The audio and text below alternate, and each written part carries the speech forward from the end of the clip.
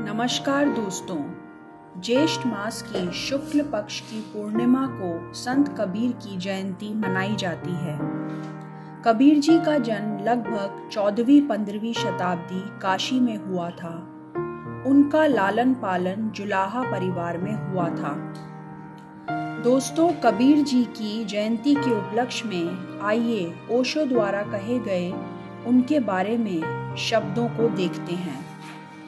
ओशो कहते हैं, संत कई हुए हैं लेकिन कबीर मानो पूर्णिमा का पूरा चांद, अतुलनीय अद्वितीय, जैसे अंधेरे में कोई अचानक दिया जला दे, ऐसा है ये नाम। जैसे मरुस्थल में कोई अचानक मरुद्वान प्रकट हो जाए, ऐसे अद्भुत और प्यारे उनके गीत हैं। ओशो आगे कहते हैं, मैं कबीर के शब्दों का अर्थ नहीं करूँगा। शब्द तो सीधे साधे हैं, कबीर को तो पुनर्जीवित करना होगा। व्याख्या नहीं हो सकती उनकी। उन्हें पुनर्जीवन दिया जा सकता है, उन्हें अवसर दिया जा सकता है कि वह मुझसे बोल सके। तुम ऐसे ही सुनना जैसे यह कोई व्याख्या नहीं है, जैसे 20वीं सदी की भाषा में पुनर्जन्म है, जैसे कबीर का फिर आगमन है।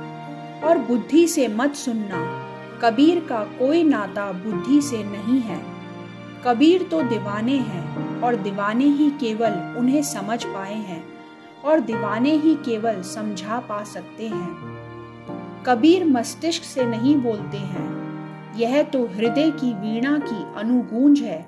और तुम्हारे हृदय के तार भी छू जाएं, तुम भी बज उठो तो ही कबीर समझे जा सकते हैं। ओशो कहते हैं, यह कोई शास्त्रीय बौद्धिक आयोजन नहीं है। कबीर को पीना होता है, चुस्की चुस्की, और डूबना होता है, भूलना होता है अपने को, मदमस्त होना होता है। भाषा पर अटकोगे तो चूकोगे, भाव पर जाओगे तो पहुंच जाओगे। भाषा तो कबीर की टूटी फूटी है, बिना पढ़े लिखे थे, लेकिन भाव अनूठे हैं। कबीर ने कहा भी है, लिखा लिखी की है नहीं, देखा देखी बात। नहीं, पढ़कर नहीं कह रहे हैं, देखा है आंखों से। जो नहीं देखा जा सकता उसे देखा है, और जो नहीं कहा जा सकता उसे कहने की कोशिश की है। बहुत श्रद्धा से ही कबीर समझे जा सकते हैं। ओशो कहते हैं, कबीर आग हैं, और एक घूंट भी पी लो तो तुम्हारे भीतर अग्नि भभक उठे। सोई अग्नि जन्मों जन्मों की, तुम भी दिए बनो, तुम्हारे भीतर भी सूरज उगे। और ऐसा हो तो ही समझना कि कबीर को समझा, ऐसा ना हो तो समझना कि कबीर के शब्द पकड़े, शब्दों की व्याख्या की, शब्दों के अर्थ जाने। पर वह सब ऊपर ऊपर का काम है। जैसे कोई जमीन को 1-2 इंच खोदे और सोचे कि कुआं हो गया।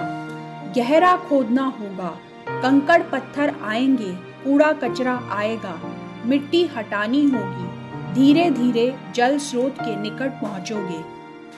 लिखा लिखी की है नहीं, देखा देखी बात। दुल्हा दुल्हन मिल गए, फीकी परी बारात। परमात्मा के अनुभव की बातें लिखने से नहीं चलेगा, यह देखने और अनुभव करने की बात है। जब दुल्हा और दुल्हन मिल गए तो बारात में कोई आकर्षण नहीं रह जाता। दोस्तों, ये आपको कैसा लगा? अपने विचार मेरे साथ जरूर शेयर कीजिए। धन्यवाद। आपका दिन शुभ हो।